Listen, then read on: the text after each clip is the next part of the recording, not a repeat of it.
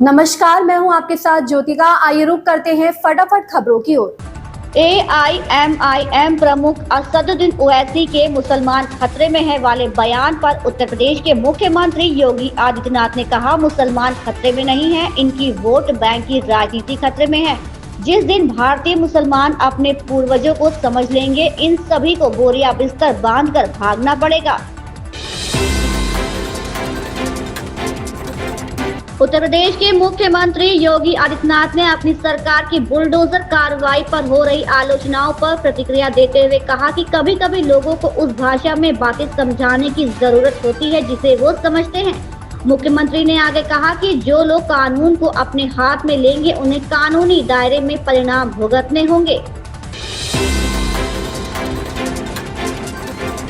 लोकसभा नेता प्रतिपक्ष और कांग्रेस सांसद राहुल गांधी ने कहा, एक कन्वेंशन है कि नेता प्रतिपक्ष को बोलने दिया जाता है। मैं जब भी खड़ा होता हूं तो मुझे बोलने नहीं दिया जाता। मैं नहीं जानता कि सदन किस प्रकार चल रहा है। यहाँ हम जो कहना चाहते हैं हमें कहने नहीं दिया जाता।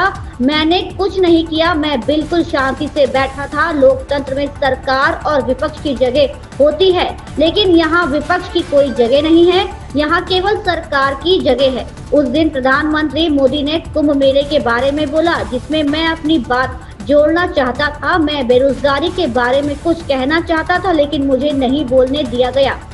I don't know what is going on, because after he said that, I said, look, as LOP, let me speak. Let me say what he just ran away. So I don't understand what is going on. This is no way to run the house, frankly. I mean, literally, speaker उठ के मतलब एकदम निकल गए, मुझे मतलब एक शब्द नहीं बोलने दिया। और पहले मेरे बारे में कुछ बोलने हैं, वो भी बिल्कुल पता नहीं क्या बोला, अनसब्सटेंशिएटेड। और फिर मतलब मैं खड़ा हुआ, मैंने कहा कि देखिए मुझे बोलने दीजिए, आपने मेरे बारे में कुछ बोला है, घूम कर चले गए और कोई मतलब अर्जन कर दिया, कोई जरूरत नहीं थी।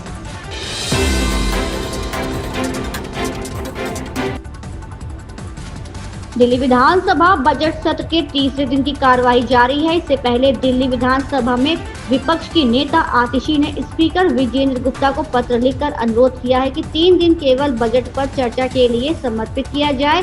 दिल्ली विधानसभा की पूर्व अध्यक्ष और नेता प्रतिपक्ष आतिशी ने कहा, बजट सत्र का उद्देश्य बजट पेश करना और बजट पर चर्चा करना है, लेकिन कल जब आज के लिए कार्यसूची आई तो बजट पर चर्चा के लिए केवल 1 घंटा आवंटित किया गया। मैं भाजपा से पूछना चाहती हूँ कि आप क्या छिपा रहे हैं? आप बजट पर चर्चा क्यों नहीं चाहते? इससे साफ पता चलता है कि कुछ गड़बड़ है।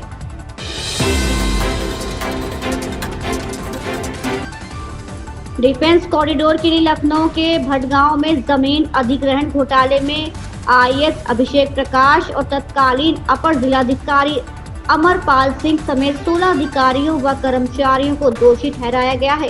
राजस्व परिषद के तत्कालीन अध्यक्ष रजनीश दुबे की रिपोर्ट को CM योगी आदित्यनाथ ने मंजूरी दे दी है। तत्कालीन DM अभिषेक प्रकाश घूस मांगने के आरोप में पिछले सप्ताह ही निलंबित कर दिए जा चुके हैं। बाकी सभी सेवारत कर्मियों का निलंबन भी तय माना जा रहा है।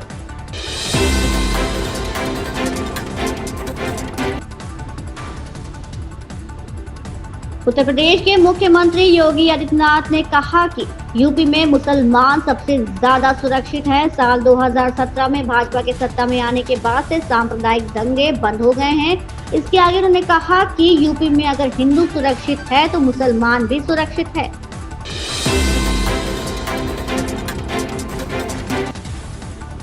भाजपा नेता शहजाद पूनावाला ने AIMPLB द्वारा वक्फ संशोधन विधेयक 2024 के खिलाफ विरोध प्रदर्शन करने पर कहा, वक्फ एक बहाना है, मुसलमानों को भड़काना है, दंगे कराना है और यही इनकी सियासत का ठिकाना है।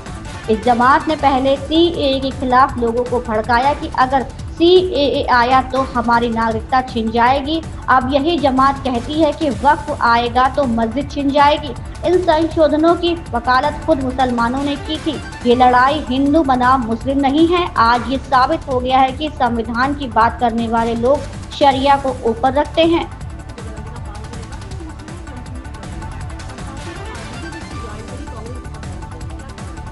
वक्फ एक बहाना है, मुसलमानों को भड़काना है, दंगे लगाना है, यही इनकी पूरी सियासत का ठिकाना है।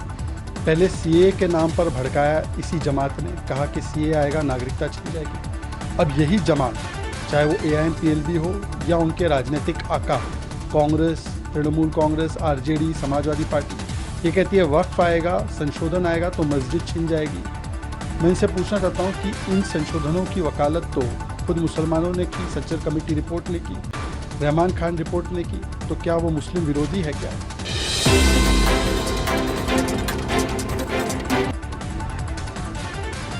पंजाब किंग्स के कप्तान श्रेयस अय्यर ने गुजरात टाइटंस के खिलाफ शानदार बल्लेबाजी की, लेकिन वो शतक बनाने से चूक गए क्योंकि अंतिम ओवर में शशांक सिंह ने 23 रन जुटाए और स्ट्राइक रोटेट नहीं कर सके। श्रेयस 97 रन बनाकर नाबाद रहे और IPL का अपना पहला शतक लगाने से 3 रन से पीछे रह गए।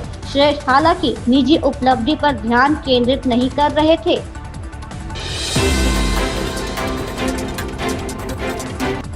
कुणाल कामरा विवाद में शिवसेना UBT ने अपने मुखपत्र सामना में एक लेख लिखकर PM मोदी की एक टिप्पणी का उल्लेख करते हुए एकनाथ शिंदे के नेतृत्व वाली शिवसेना पर निशाना साधा। लेख में लिखा गया है कि जब PM मोदी ने कहा कि आलोचना लोकतंत्र की आत्मा है, तो फिर शिवसेना ने कुणाल कामरा के व्यंग पर इतनी आक्रामक प्रतिक्रिया क्यों दी।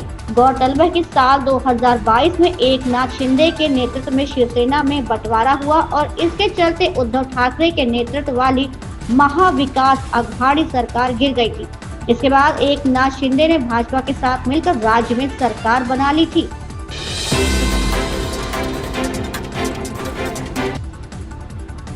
महाराष्ट्र के मुख्यमंत्री देवेंद्र फडणवीस ने मंगलवार को विधानसभा में विपक्ष द्वारा पेश किए गए प्रस्ताव का जवाब देते हुए NCP नेता सुप्रिया सुले और रोहित पवार पर गंभीर आरोप लगाया। उन्होंने कहा कि दोनों एक महिला से जुड़े मामले में उनके कैबिनेट सहयोगी जय कुमार गोरे के खिलाफ साजिश में शामिल थे।